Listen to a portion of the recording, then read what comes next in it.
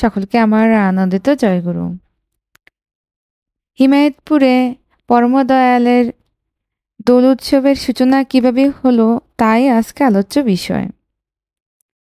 1331 বঙ্গাব্দ দোল পূর্ণিমার পুণ্য প্রভাতে সাধক প্রবর মহারাজ অনন্ত রায় প্রাণের একতারার সুরটা মহাপ্রভুর আবির্ভাব তিথি উপলক্ষে সাধতে গিয়ে অনুভব করেন মহাপ্রভু তো নবকলেবরের সন্নিকটে বিরাজমান।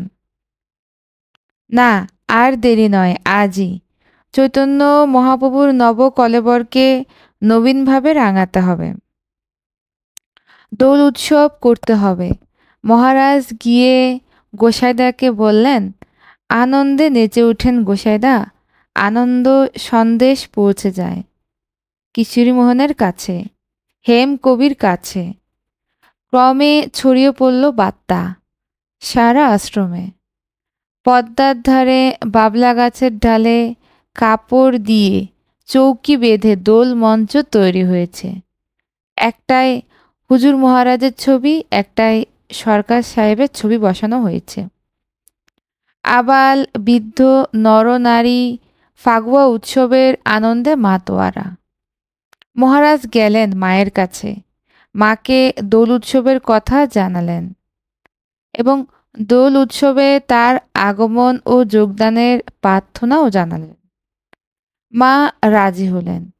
এই কথা জেনে মহারাজ শ্রী ঠাকুরের কাছে গিয়ে বললেন, ঠাকুর, আপনার দোল উৎসবের আয়োজন হয়েছে, আপনাকে মঞ্চে বসিয়ে সকলে সমবেত প্রার্থনা করি, এই আমাদের কামনা।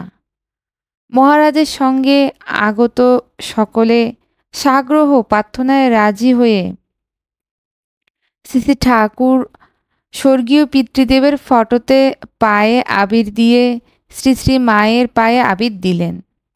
তারপর মঞ্চের সামনে এসে একে একে হুজুর মহারাজের ও সরকার সাহেবের ফটোতেও আবির দিয়ে ঝুলন্ত মঞ্চ দুটি ঝুলিয়ে দিলেন। ভক্তরা শ্রী শ্রী ঠাকুরকে তৃতীয় মঞ্চে বসার জন্য প্রার্থনা জানালেন, কিন্তু ঠাকুর প্রথমে দোলায় বসতে রাজি হলেন না। মা ঠাকুরকে ডাকলেন অনুকূল। ঠাকুর নীরবে ছোট্ট শিশুর মতো মায়ের সামনে এসে দাঁড়ালেন। মাকে দোলায় বসানো হলো। ঠাকুর মায়ের আদেশ মায়ের কোলে বসলেন।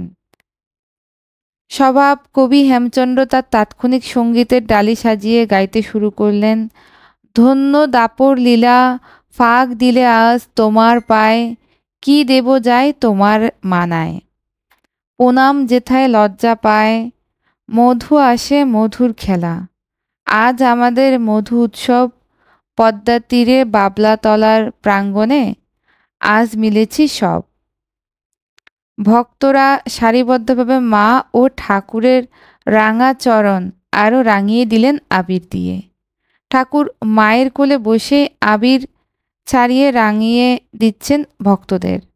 শুরু হলো তুমুল কীর্তন। মহারাজ কিশোরীমোহন গোসাই পরস্পরকে আবির মাখিয়ে দিলেন। সৎসঙ্গীরা তাদের পায়ে আবির দিয়ে প্রণাম করল। তারপর আরম্ভ হলো উদ্দাম রঙের খেলা। কীর্তনের দল নিয়ে গ্রাম পরিক্রমায় বের হলেন সৎসঙ্গী ত্রয়ী। মহারাজের হাতে বিরাট একটি পিতলের পিকচারি, দুজন বাহক একটি শক্ত বাঁশের মাঝখানে বেঁধে বিরাট এক ড্রাম বোঝায় গোলা রং নিয়ে চলছে সঙ্গে। হিন্দু পাড়া, বাগদি পাড়া, ব্রাহ্মণ পাড়া সর্বত্রই ঘুরছে কীর্তনের বিরাট দল। প্রতিটি গৃহের সবাইকে রাঙিয়ে দিচ্ছেন মহারাজ। পাকা বাড়ির ছাদ থেকে মায়েরা লাচ, ফুল, আবির বৃষ্টি করছেন কীর্তনের দলের উপরে, আর মহারাজ নিচে থেকেই পিকচারির রঙে তাদের রাঙিয়ে দিচ্ছেন। এইভাবে ৩-৪খানা গ্রাম ঘুরে সবাইকে দোল উৎসবে মাতিয়ে রেখে বিকেলে কীর্তনের দল ফিরে এলো আশ্রমে, সঙ্গে দোর্দণ্ড উত্তম নৃত্য। সবাই কীর্তন করছেন। এরপর পদ্মায় স্নান উৎসব চলল প্রায় সন্ধ্যা পর্যন্ত। সেও এক মহা মহোৎসব যেন। সন্ধ্যার পর পরিষ্কার পরিচ্ছন্ন হয়ে সবাই আনন্দবাজারে প্রসাদ পেয়ে ধন্য হলো। আজ এ পর্যন্তই। পরমদয়ালের দোল লীলা সকলকে আমার আনন্দিত। জয়গুরু।